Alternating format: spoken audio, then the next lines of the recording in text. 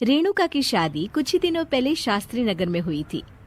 रेणुका बहुत ही आलसी लड़की थी। वो दिन भर बेड पर सोती रहती या फिर मैगजीन पढ़ती रहती और घर के काम भी धीरे धीरे ही करती। एक दिन उसकी सास उसके पास आती है। बहू, आज बेसन का चिला बना दे, बड़ा मन कर रहा है। हाँ मम्मी जी, बनाती हूँ थोड़ी देर में। थोड़ी देर में?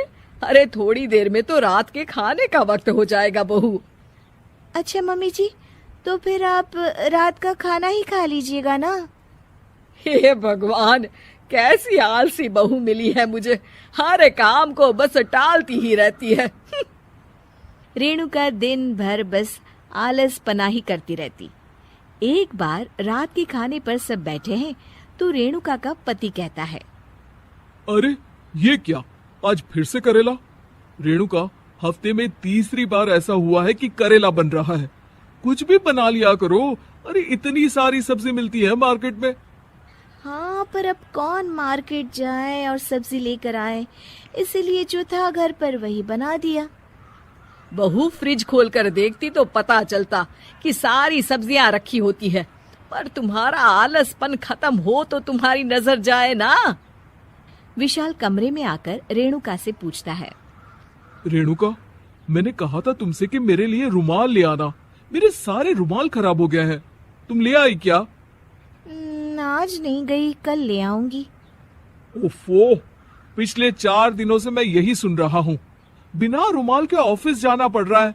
तुम तो बहुत ही आलसी होती जा रही हो रेणुका। आपको रुमाल की जरूरत है ना, तो खुद ही खरीद लीजिए ना। हाँ, अब वही करूंगा। तुम्हारे भरोसे बैठा रहा तो कुछ नहीं होगा।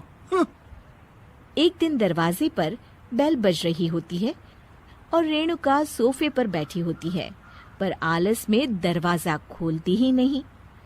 अरे बहू, कितनी देर से बेल बज रही है? क्या कानों में रुई डालकर बैठी हो जो सुनाई नहीं दे रही बेल? मम्मी जी, अब आप आ ही गई हैं तो आप ही खोल दीजिए ना दरवाजा। क्यों मुझे ताना मारकर और देर कर रही हैं? अरे वाह, उल्टा चोर को तवाल को डांटे। सास दरवाजा खोलती है तो उसकी पड़ोसन दरवाजे पर खड़ी होती है। दरवाजा खोलने में इतनी देर क्यों हो गई? सब सो गए थे क्या?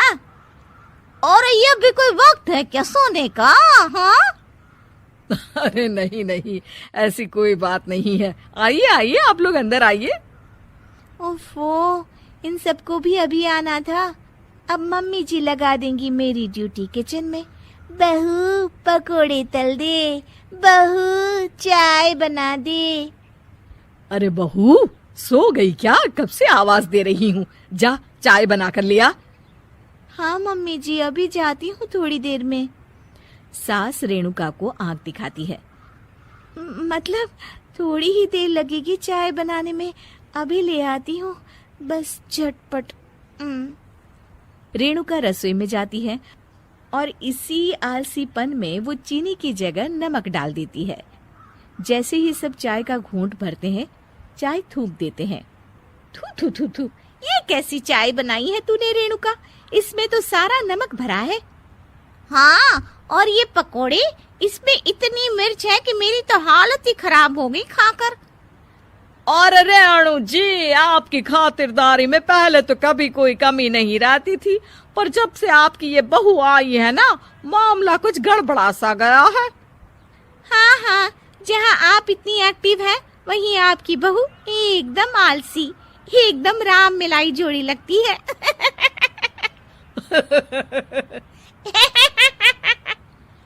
अच्छा जी, चलते हैं अब। नमक वाली चाय पिलाने के लिए बहुत बहुत शुक्रिया। सब वहां से चले जाते हैं। अरे तूने तो मेरी नाक ही कटा दी बहू। वे लोग क्या सोच रहे होंगे मेरे बारे में? मम्मी जी, मैंने तो शक्कर ही डाली थी, पता नहीं नमक कैसे बन गई शक्कर। शक्कर नमक नहीं बना बहू रानी, तुम्हारा ये जो आलसपना है ना, ये उसी का नतीजा है। सॉरी मम्मी जी, अब मैं ये आलसपन छोड़कर सारे काम अच्छे से मन लगाकर करूंगी।